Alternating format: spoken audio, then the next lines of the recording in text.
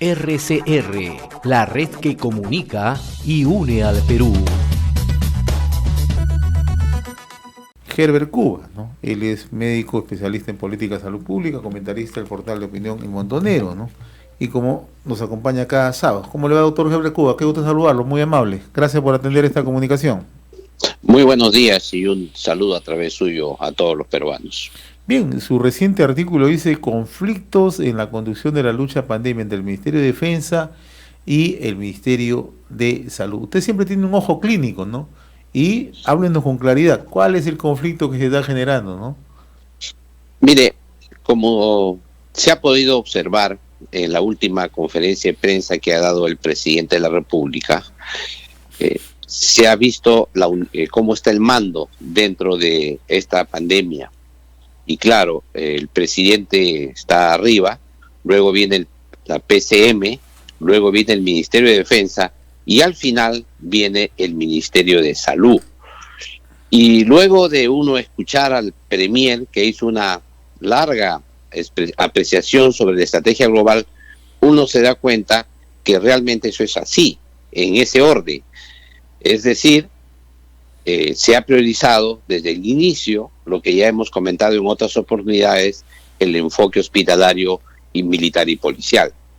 Por un lado, el Premier ha señalado que la estrategia global de lucha contra la pandemia tiene como eje el programa Te Cuido Perú a través de las brigadas de acción cívica llamadas TAITA. Son operaciones que bajan con una serie de profesionales y miembros de las Fuerzas Armadas para tomar las pruebas rápidas en algunos puestos fijos o en otros móviles que van casa por casa. Le hacen la prueba rápida o el diagnóstico clínico, es decir, un médico ahí examina rápidamente al paciente, si ve que ya tiene síntomas, inmediatamente ya los aísla y según él, esa es la detección precoz del virus. Y luego, esta acción cívica le va a dar el soporte, de repente, de nutricional y la vigilancia respectiva para esa familia, para esas personas. Aquí lo grave del tema está en que, como todos podemos comprender, ahí no existe ninguna detección precoz del virus, porque la detección precoz del virus se hace antes de que el paciente tenga la enfermedad, es decir, cuando ya el médico pone el diagnóstico clínico, o sea, cuando ya el médico examina los síntomas, es que ya el paciente estuvo por lo menos 7 a 10 días con la enfermedad encima contagiando. Pero por otro lado también hay que señalar que al no hacer pruebas moleculares tampoco podemos detectar el virus apenas entra al organismo, con lo cual también tenemos un retardo en el diagnóstico.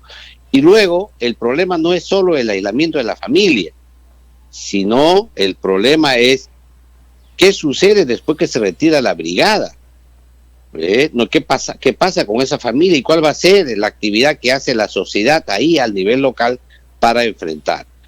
Lo más grave de todo esto es que luego de esa exposición ha dicho él, que el cuidado para no infectarse, de las personas corresponde a cada uno.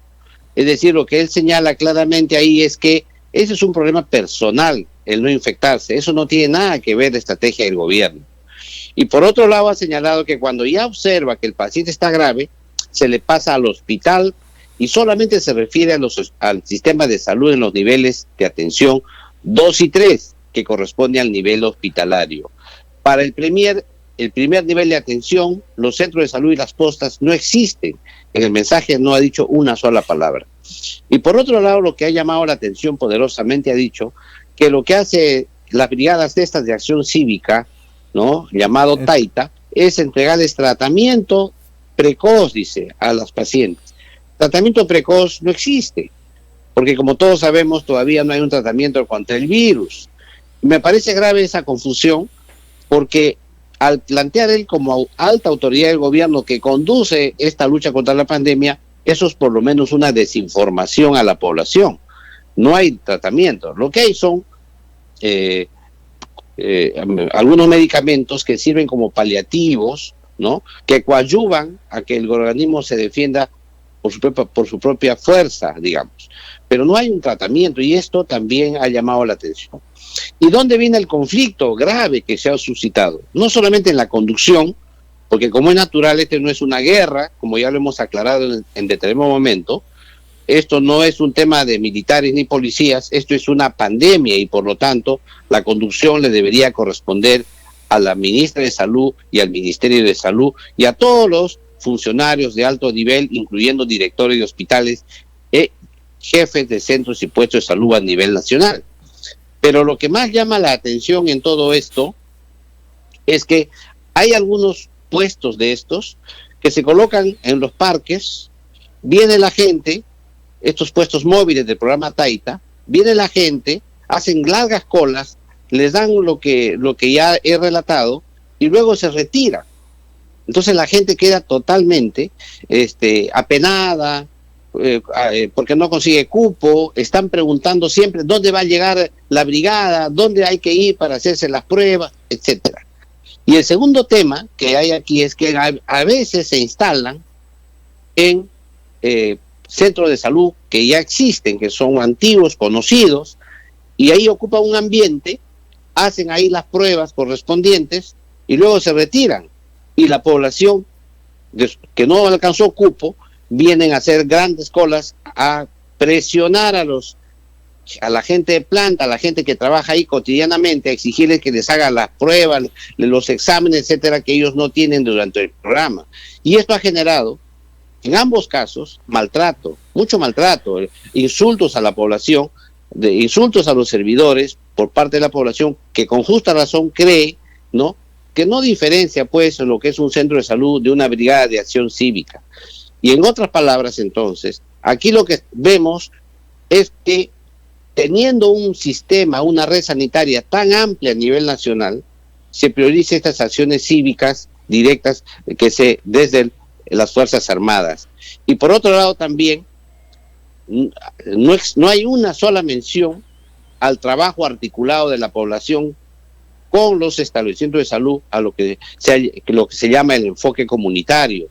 No existe ninguna forma de participación social, no solamente de los alcaldes y gobernadores, que él ha dicho que en los programas de acción cívica Taita participan, sino en el enfoque comunitario para el diseño de las políticas locales, para la información, la educación y la comunicación dentro de la población y sobre todo para el enfoque de riesgo, para conocer dónde están las zonas calientes en cada uno de los del nivel local para esto. Eso es el tema que yo he comentado en el artículo. Doctor, ¿no? Permíteme un tema y me gustaría que nos haga precisiones, ¿no? Nosotros llegamos a muchas zonas rurales y justamente las zonas rurales donde se está anunciando este plan Taita, ¿no? Que además no es un hecho que solamente lo ha mencionado el presidente del Consejo de Ministros, también lo ha corroborado el actual ministro de Defensa, que en su momento ha sido jefe de Defensa Civil, el general Chávez Cresta. Es más, el general Chávez Cresta ha dicho que se van a realizar 50 planes Taita en lo que resta del año. Mi pregunta es muy concreta. ¿Quiénes van adelante este plan Taita? Porque me da la impresión, si me equivoco, corríjame por favor, que este es un diseño que lo ha hecho el Ejército, las Fuerzas Armadas, o un sector de las Fuerzas Armadas, con salud, por un lado. Y segundo, sobre este tema yo nunca he visto que se pronuncia la ministra de Salud sobre el tema del plan Taita. ¿Siente usted eso mismo? El plan Taita es parte de un equipo multisectorial. O sea, hay representantes también del Ministerio de Salud, también de Salud, también de las sanidades militares y policiales, y también a autoridades de los otros sectores.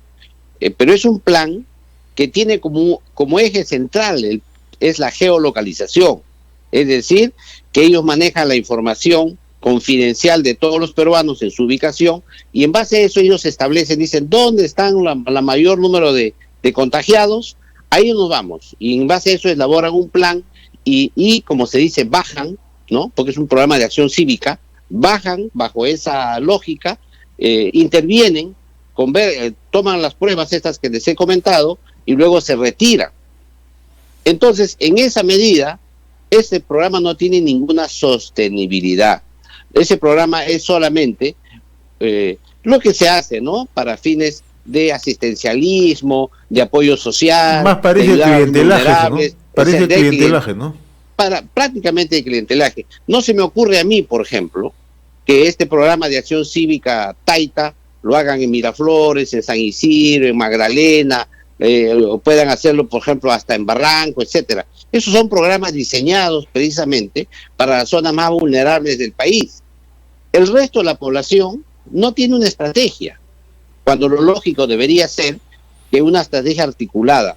Pero por otro lado también hay que señalar que la controversia fundamental de la conducción se ha graficado en una sola controversia, que ha sido: la ministra señaló que había que comprar pruebas moleculares para hacer las pruebas rápidamente para detección precoz. Ha anunciado que se va a comprar más de 1 millón de...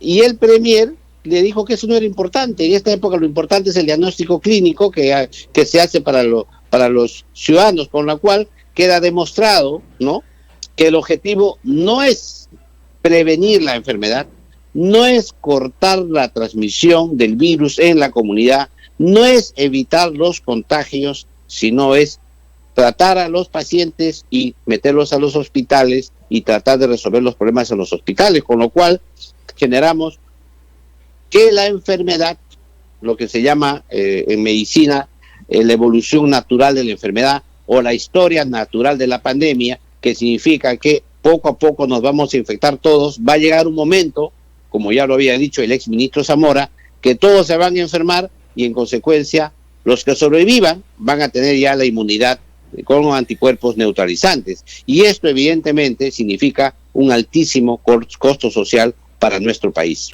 Obviamente, en evitar ese costo social es el esfuerzo de la humanidad que está haciendo para tener en este momento algo que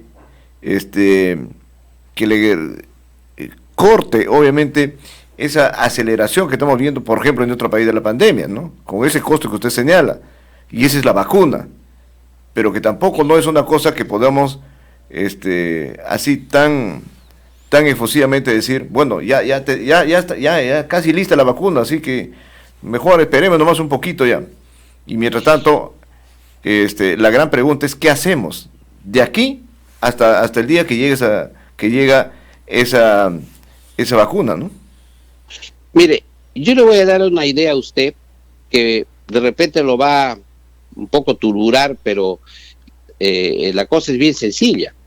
Si todos los peruanos ya nos enfermamos y hacemos la enfermedad, e inclusive ya con los muertos que vamos a tener en crecimiento, ¿cuál sería ya la utilidad de la vacuna? Ya no habría ninguna utilidad de la vacuna. La vacuna es necesaria precisamente para aquellas personas que no han tenido el contacto con el virus y no tienen anticuerpos neutralizantes. Por eso es que la idea de traer la vacuna al Perú tiene un primer requisito, es que la gente no se enferme hoy, para que cuando llegue la vacuna se le aplique la vacuna y es como si se hubiera enfermado naturalmente y pueda defenderse contra el virus. En consecuencia, el primer requisito para luchar, para traer la vacuna al Perú y para que sea útil para el Perú la vacuna, es que la gente no se enferme. Porque si ya todos se enferman, ya no necesitas vacuna. Entonces, ese es un primer concepto que hay que tomar en cuenta. A ver, doctor Cuba, el gobierno no puede... El presidente nos ha engañado, entonces. El presidente está totalmente desinformado. La vacuna solamente es útil si la gente no se enferma. ¿Y la idea cuál es? Como lo están haciendo los países europeos, grandes esfuerzos para que la gente no se enferme y apuran la investigación de la vacuna, ¿no es cierto? Como ya se estaba además demostrado que iban a investigar la vacuna en el sector norte del mundo y en el sector sur del mundo iban a ser los ciudadanos que iban a probarla. Eso ya estaba determinado así. De tal manera que participamos todos entusiastamente en hacer los ensayos clínicos en el Perú, los experimentos en el Perú con estas vacunas, con la idea de que nos llegue a nosotros primero. Pero cuando nos llegue la vacuna en el Perú, si seguimos en esta misma estrategia, el próximo año, en marzo y abril, ya no la vamos a necesitar. Los que van a necesitar la vacuna van a ser los países que se han protegido adecuadamente para que sus ciudadanos no se enfermen.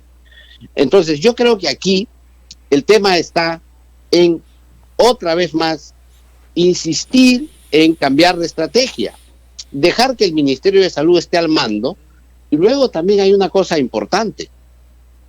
Todo este tema de la vacuna, toda esta discusión que ha ido en la vacuna, también es una lucha comercial, justa y razonable, porque claro, quien invierte grandes cantidades de dinero tiene todo el derecho a recuperarlo y tener una ganancia. De eso no se discute, pero sí se discute que este tema comercial genera competencia entre países, se ha generado un nacionalismo por la vacuna, que ahora viene Occidente contra el Asia, contra Oriente, viene tal país contra otro país, por tratar todos de copar el mercado de la vacuna en el mundo, y están desde hoy tratando de hacer alianzas comerciales con la finalidad de que los países sean los mercados ya captados, ya los mercados cautivos para su inversión. Eso es natural y así ha ocurrido siempre. Pero lo que no se puede decir es, vamos a tener la vacuna y no hacemos nada hoy día porque cuando viene la vacuna ya no vamos a tener problemas. Yo creo que es al revés, exactamente al revés, y más bien hay que señalar que el gobierno debería mejorar mucho la detección precoz, mucho el enfoque comunitario y evitar los contagios. Y la vacuna, cuando llegue, que espero llegue pronto, sea el tiempo, el sacrificio que hacemos los peruanos para hacer tiempo para que llegue la vacuna. Necesitamos, por ejemplo, que pronunciamientos como el que ha sacado la Defensoría del Pueblo, que básicamente, como ustedes habrán visto en la reflexión que ha hecho la Defensoría, básicamente reitera lo que nosotros veníamos diciendo desde marzo.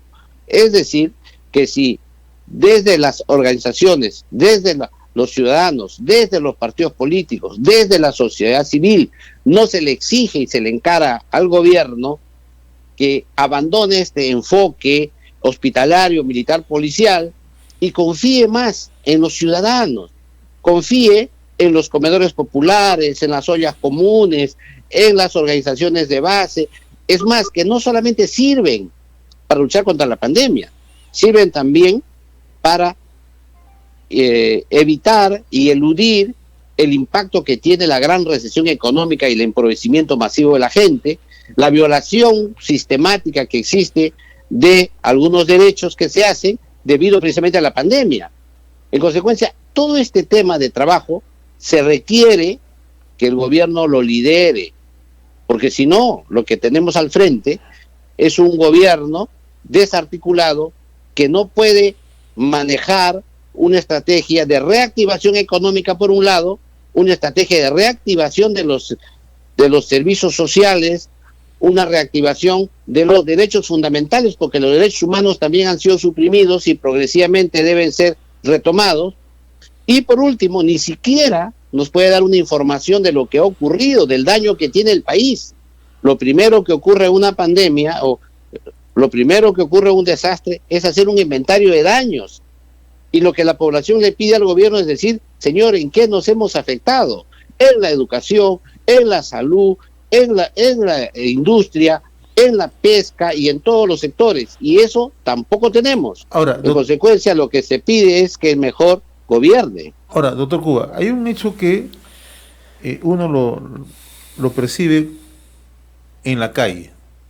Y cuando a veces uno, dentro del trabajo periodístico que desarrollamos, uno a veces suele conversar, manteniendo naturalmente todas las previsiones del caso, con la gente, ¿no? Y el presidente ha puesto en debate un tema que dice, no, la vacuna ya llegó. La vacuna para la población, la vacuna ya se descubrió, y el presidente ha dicho que antes de fin de año tenemos vacuna. Usted es una persona bien entendida en este tema. ¿Es así tan sencillo como lo ha dicho el presidente? ¿La vacuna podemos tener antes de fin de año acá en el Perú? ¿O es que estamos jugando con las expectativas y el dolor de mucha gente? Yo creo que el tiempo para que llegue la vacuna al Perú, ya la vacuna que se comercializa, porque la vacuna en realidad ya llegó al Perú, pero en su fase experimental, y eso no es la vacuna que se va a aplicar a todos los peruanos. Esta es una vacuna en estudio.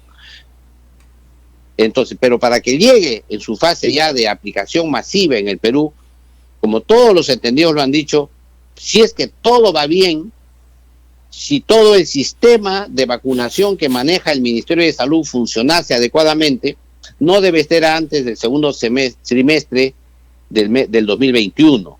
O sea, eso es en lo más pronto, porque no nos olvidemos que no solamente es el tema de comprar la vacuna, sino toda la logística que significa traer la vacuna al Perú, los almacenamientos, el tema de la cadena de frío, el tema de distribución nacional, el tema de la formación de los equipos, la capacitación de los vacunadores, porque son millones de vacunas que se van a aplicar y eso requiere una logística extraordinaria que hay que montar, hay que armar para esta vacuna. Entonces, eso es complicado en un país que tiene problemas de gestión. Eso es complicado y sobre todo en momentos en que estamos en pandemia, donde la forma de gestión es un poco más restringida y más complicada. Entonces yo creo que lo más pronto sería quizá a finales del mes del primero trimestre, optimistamente, o de repente ya en el segundo trimestre del próximo año, en el escenario óptimo, en el escenario que todo fluye en modo normal.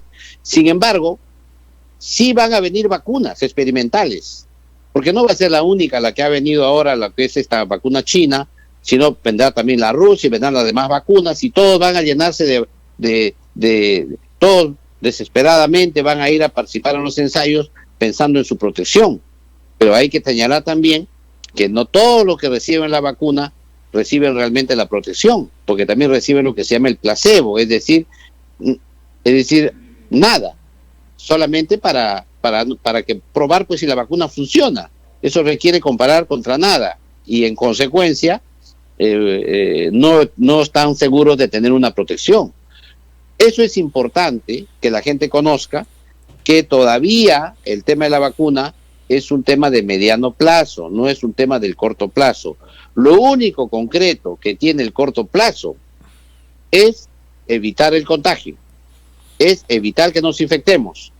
Y lamento las expresiones del Premier, que yo lo emplazo a que se corrija, es que ese tema de evitar el contagio no es un problema personal, ni es un problema de cada persona, como él ha expresado, porque eso obedece a políticas públicas diseñadas desde el gobierno para evitar ese contagio. Y a la conducción de un gobierno, ¿no? Que es responsabilidad, ¿no? Todos problemas de salud pública, claro, todo problema de pandemia, estos son problemas de gobierno, eso nunca puede intervenir el ciudadano en modo aislado, porque precisamente la naturaleza de las pandemias es que son sociales y en consecuencia requieren comportamientos colectivos, requieren modificación de estilo de vida en modo colectivo, y ese tema tiene que implementar el gobierno desde las más altas esferas, desde el presidente de la República. Ahora, doctor Cuba, también se ha discutido durante la semana el tema de la falta de apoyo a la investigación en el Perú. Y eso se ha encarnado precisamente en estos científicos que han estado trabajando para adecuar una prueba molecular, ¿no?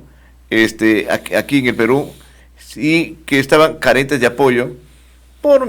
Se ha dado una serie de justificaciones por temas burocráticos, por temas no sé, de falta de gestiones adecuadas para dar los marcos normativos suficientes para que ese tipo de emprendimientos científicos puedan, en todo caso, aplicarse en el Perú. ¿Cuál es la realidad de este tema desde su punto de vista? Miren, apenas empezó la pandemia, yo he escrito reiterados artículos reclamando que se promueva la investigación, inclusive que se convoquen a las mentes brillantes, así señala el artículo, mentes brillantes para enfrentar una pandemia. Que en la investigación contra una pandemia no solamente es el medicamento que va a combatir el virus o la vacuna. La investigación para una pandemia requiere todo el suministro, desde ventiladores, equipos, insumos, adaptar a tecnologías extranjeras que se pueden aplicar a nuestra realidad nacional. Pues la investigación es muy rica y tiene diversas áreas, incluyendo normas legales, incluyendo formas de comportamiento. Sin embargo, sí se dio la norma para los ensayos clínicos, se ha flexibilizado los ensayos clínicos en el país, pero eso no basta. Eso solamente como abrir la cancha. falta el que recluta, falta el que jala, el jalador de los talentos, falta que se promueva la investigación, y esto en el Perú no se ha realizado, sin tomar en cuenta que el Plan Reactiva Perú, que ha sido una enorme inversión, una garantía de inversión para la gran empresa, por ejemplo en el país, o para las pymes, no ha tenido pues un plan reactiva para la investigación científica. Hubiese sido interesante, por ejemplo, que se aporten fondos para la investigación científica, se recolecte estas asociaciones, instituciones, universidades que realicen investigación científica para poder también asignarle fondos para esta investigación. Eso no ha ocurrido. Ha ocurrido exactamente lo contrario. Es decir, se ha priorizado la compra. Todo compramos. Vamos a comprar, se necesita tal cosa, se compra. Sin tomar en cuenta de que hay cosas que se pueden hacer en el Perú y que pueden ser inclusive más rápido, con mayor calidad que aquello que viene de fuera con mucho tiempo y no adaptado a nuestra realidad nacional. Yo creo que ahí ha faltado, como usted lo ha señalado, la promoción a la investigación científica, a la investigación, y sobre todo, y lo más importante, la data, la información y el conocimiento no han fluido desde los organismos hacedores, que es el Estado, hacia la ciudadanía. Ha habido serias dificultades en la data, en esas data estadísticas, esa información que tiene el sector. Y además, cuando ha llegado esa información, no ha habido posibilidad de trabajar esa data y generar nuevo conocimiento que sea útil precisamente para aquellos que investigan. Al contrario, es muy difícil generar información en el país. Es muy difícil saber, por ejemplo, cómo está